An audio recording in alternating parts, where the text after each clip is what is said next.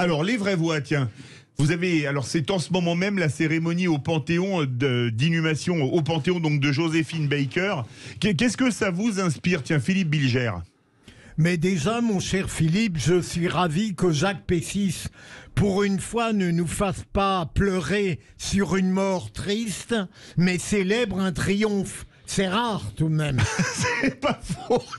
Michel Pouzol. Non, je trouve que c'est un moment symbolique extrêmement fort, notamment. Alors, c'est quand même une journée dont on se souviendra peut-être de cette façon-là, la candidature de Zemmour le même jour où elle rentre au Panthéon. C'est quand même deux images fortes symboliques.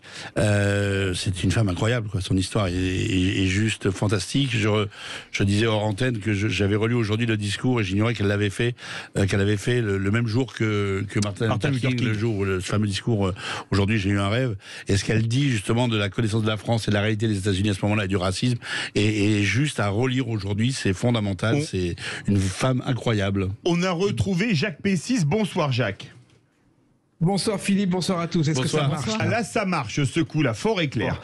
Tout d'abord, comment vous, qui avez écrit un livre qui dit tout sur Joséphine Baker, je rappelle, Joséphine Baker par Jacques Pessis, édité chez Folio, comment avez-vous réagi à cette panthéonisation?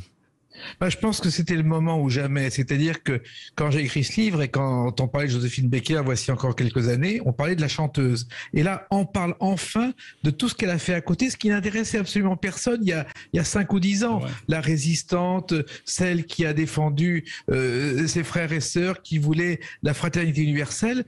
Et c'est pour ça qu'aujourd'hui, je pense qu'elle est dans l'air du temps. Elle était simplement en avance sur son temps de 70 ans. Caroline Pilastre. J'ai beaucoup d'admiration pour cette femme et j'estime que c'est logique de lui rendre cet ultime hommage. Cette femme qui était une grande Française parce qu'elle a toujours considéré qu'elle devait tout à la France. Provenant d'un pays ségrégationniste, elle est arrivée, moi j'avais donné une anecdote il y a quelques mois dans cette émission, en expliquant que la première fois qu'elle a pris le bus à Paris, elle était extrêmement surprise de pouvoir s'asseoir à côté d'un blanc et qu'on ne lui fasse aucune réflexion.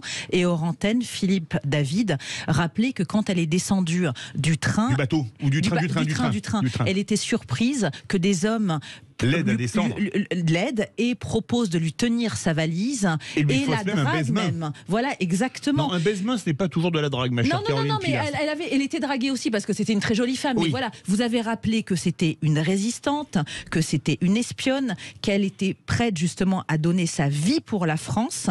Et en 1930, quand elle a chanté « J'ai deux amours », tout était dit. Paris, les États-Unis. Et Jacques Pessis. Comment ? Une maman peu banale, oui, avec la tribu qu'elle s'était constituée autour d'elle en adoptant... Les enfants arc-en-ciel, comme elle les appelait. Jacques Pessis, c'est vrai que c'était un destin exceptionnel. Oui, un destin qu'elle n'imaginait pas, parce que quand elle a quitté les États-Unis pour venir en France pour la Revue Nègre, d'abord elle a hésité, et c'est Sidney Bechet, débutant qui se produisait dans le même cabaret qu'elle, Lafayette, qui lui a dit « tente ta chance ». Et après, elle a saisi l'air du temps quand elle est devenue vedette, elle a compris avec beaucoup d'intelligence tout ce qu'elle pouvait faire. Elle a été une reine du marketing avant la lettre, aidée à l'époque par Pépinot, son fiancé. Et elle a su devenir une star, et elle a su aller jusqu'au bout de ses idées. Et des idées, elle n'en manquait pas. Chaque fois qu'elle avait une idée, elle tentait de la concrétiser, même si ça la conduisait à la ruine. Moi, j'ai deux amours, Philippe Bilger et Jacques Pessis. Ne le prenez pas mal, Caroline Pilastre. Si, on est très vexés. Et Michel Pouzol, Philippe Bilger. Un peu quand même. Non, mais... Mon pays, Paris. On vous écoute, Philippe Bilger. Non, je voulais dire, en général, je ne suis pas fanatique de la banalisation des honneurs, mais pour Joséphine Baker, je considère que c'est à la fois un hommage totalement mérité à la réflexion et surtout c'est profondément contradictoire avec une certaine idéologie woke, comme l'a dit Elisabeth Lévy quelque part. Jacques Pessis. Oui. Pour répondre à Philippe Bilger qui parlait de l'idéologie woke, quelle était l'anti-idéologie woke? Je pense de toute façon qu'elle ne se posait même pas la question. À l'époque, d'abord, il y avait le racisme, on n'en parlait pas en France, la revue Nègre en est le symbole, et c'était vraiment aux États-Unis que le Ku Klux Klan dominait tout. Si elle a quitté les États-Unis menacée de mort, c'est parce que le Ku Klux Klan a menacé les directeurs de cabaret de regrettables incendies si elle continuait à chanter.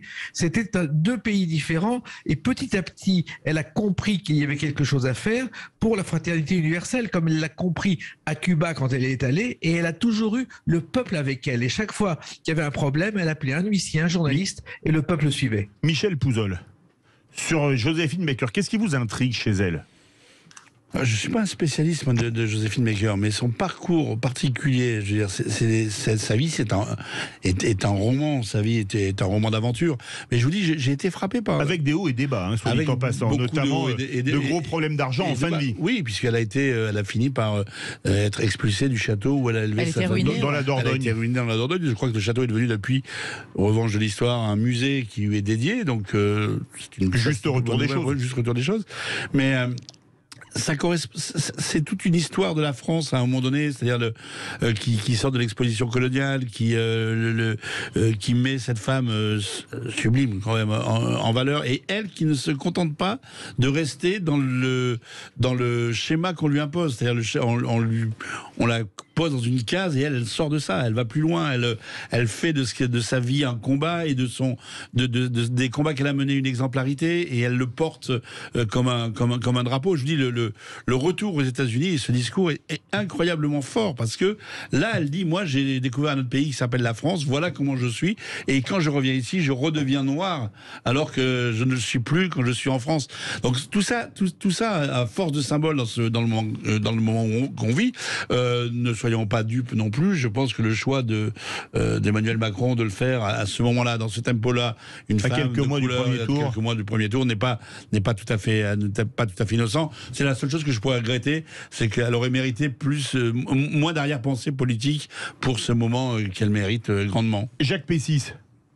Oui, moi ce qui me fascine aussi, c'est qu'effectivement aux États-Unis, elle n'était rien. Ouais. Quand en 1936, et auréolée de gloire en France, elle va jouer aux Ziegfeld Follies, elle pense être une star. En fait, on lui donne un quart d'heure de numéro entre deux autres, dont Bob Hope, jeune américain fantaisiste, et les journaux la démolissent parce qu'elle est noire. Ouais. Et c'est le grand échec de sa vie. Elle va mettre des années à s'en remettre, elle va quitter les États-Unis, et il faudra beaucoup de temps, et après la guerre, pour qu'elle accepte de revenir dans le pays, dans d'autres circonstances. Comme quoi la France n'est pas si raciste que ça, contrairement à ce que disent beaucoup de personnes de gauche.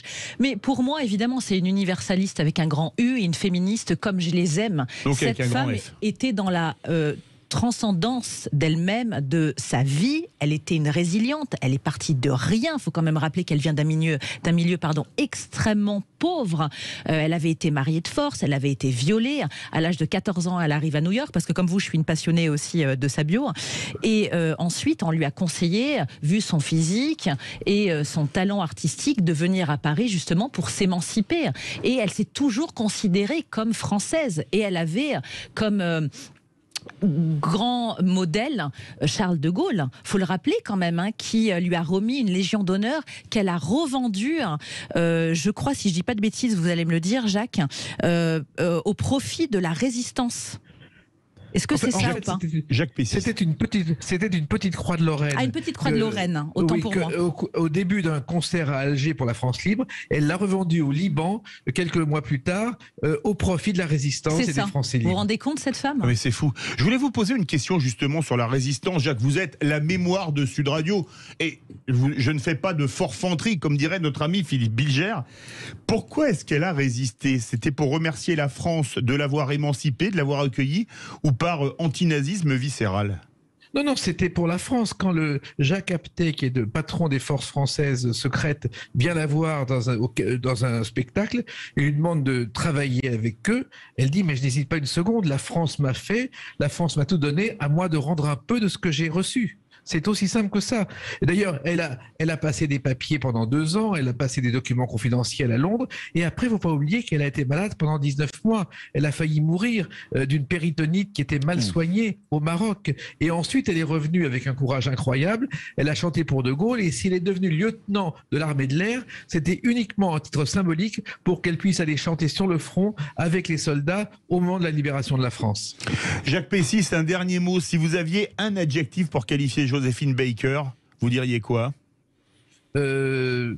Éternel. Éternel. Oh bah, d'habitude, c'est les académiciens qui sont éternels. Là, c'est le Panthéon vous rend éternel. Merci beaucoup, Jacques Pessis, que vous retrouverez ce soir, bien évidemment, à 21h dans Les Clés d'une vie. Vous serez avec qui ce soir, Jacques, sur Sud Radio? Patrice Golupo, qui a été le caméraman de Johnny pendant 15 ans et qui vient de publier un livre incroyable avec des secrets de Johnny qu'on ignorait entièrement, qu'on ignorait totalement. Et c'est comme toujours une émission à ne jamais rater, Les Clés d'une vie, avec notre ami Jacques Pessis, auteur du livre Joséphine Baker par Jacques Pessis, édité chez Folio. Dans quelques instants, notre grand débat. Zemmour candidat peut-il créer la surprise? Vous êtes 71,3% à dire oui. Vous voulez réagir? Le 0826 300 300 et les réseaux sociaux.